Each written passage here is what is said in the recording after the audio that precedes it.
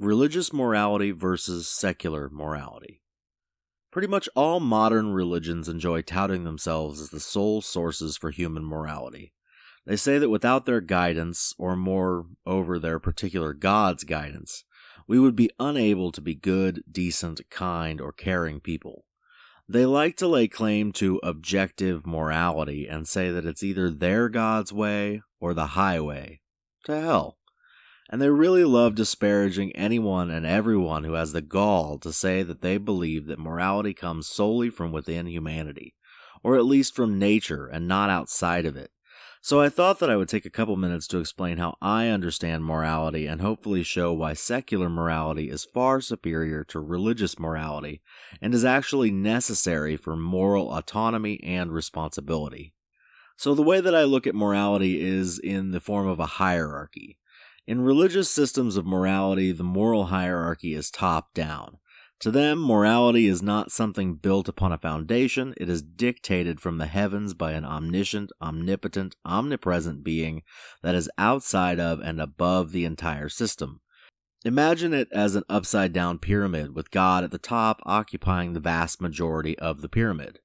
Their system is dictated to them from their God by way of an ancient holy text. It is not something that is built up, but rather passed down by a seemingly imaginary, authoritarian celestial dictator. In their structure of morality, God is above the messengers, or prophets, who are then above the individual believer. In this structure, there is a crushing weight placed on top of the individual, and should the bottom of this pyramid collapse, the individual on whom it rests is supposedly sent to an eternity of torment in hell. So realistically, that is too much for one person to bear.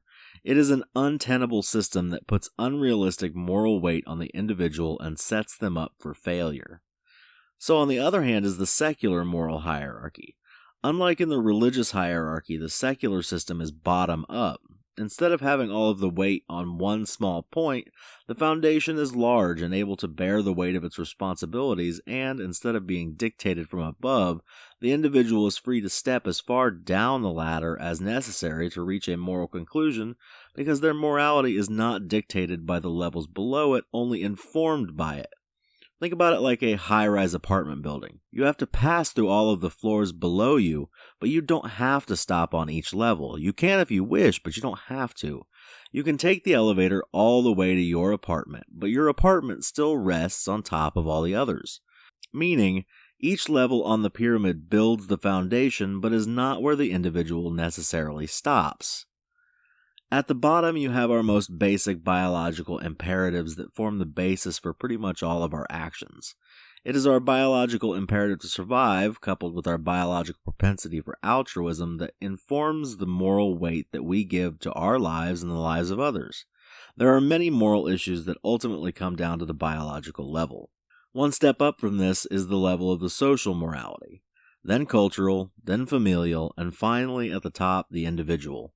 Each level adds a new layer or dimension of morality that culminates in the individual being, while still founded on different levels of morality, ultimately in total control of their own moral compass.